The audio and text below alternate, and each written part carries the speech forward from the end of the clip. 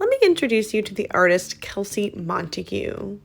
Kelsey is what we call a street artist, which is an artist who makes art in public locations. This usually happens on buildings or on a wall outside, somewhere in the public.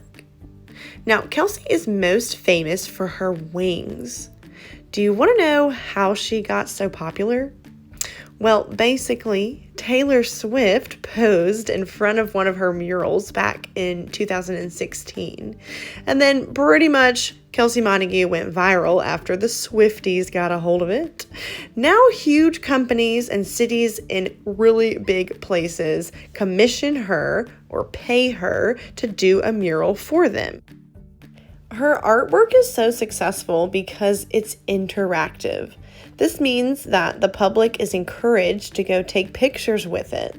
People post on social media and her artwork gets shared thousands of times. It's pretty genius.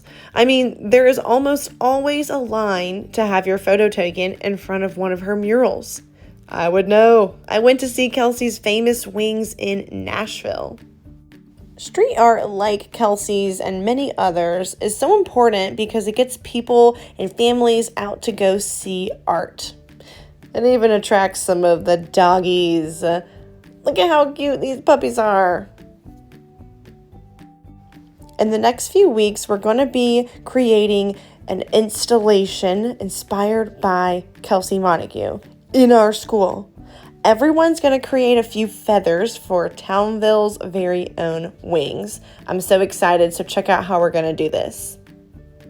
So at your table, you are going to have a red box that has tons of different feathers in it. So what you'll notice is that they're all different styles, differently drawn. So I want you to pick out 2 different styles. So this guy and this guy are the same. So you couldn't pick both of the same ones, but you could pick this one and this one because they are different. So I want for you to pick out 2 different styles of feathers. So once you have your 2 feathers picked out that you were going to be decorating and coloring, you were going to be using oil pastels first. And you'll notice that at your table, you have a little tray of oil pastels that corresponds to your table color. So if you're sitting at the green table, you will have a tray that has only green oil pastels. There's lots of different shades of green. There's light and dark green. And if you're sitting at the blue, you might have all blue. We are making a monochromatic feather, so you're only going to be using one color. The word monochromatic means one color. Mono means one, chromatic means color.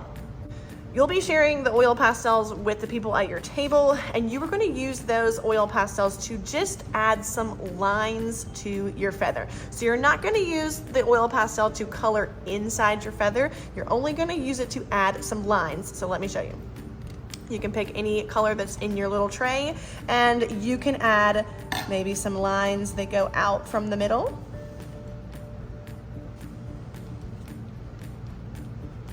I'm gonna switch and pick a different kind of green. You could even add some polka dots if you wanted to.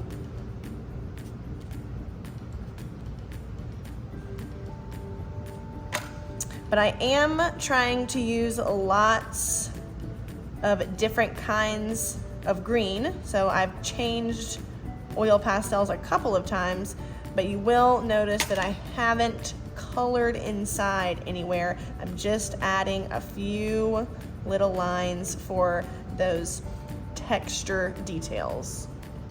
So after you have finished with your oil pastels, you will get a cup of paint that also matches your table color. So I have green here because I've been using the green oil pastels, and all you are going to do is take your paint and fill in all of the white spots left on your feather.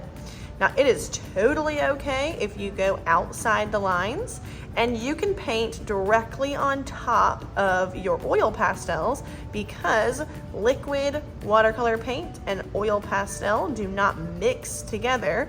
So the watercolor paint is just gonna go around all of the lines that you did with the oil pastel.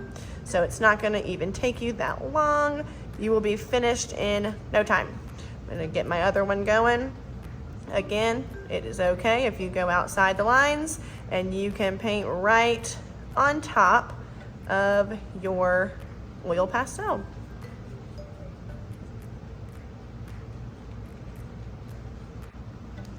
Once you have filled in the white spots with your watercolor paint, these are ready to go in the drying rack and you're finished.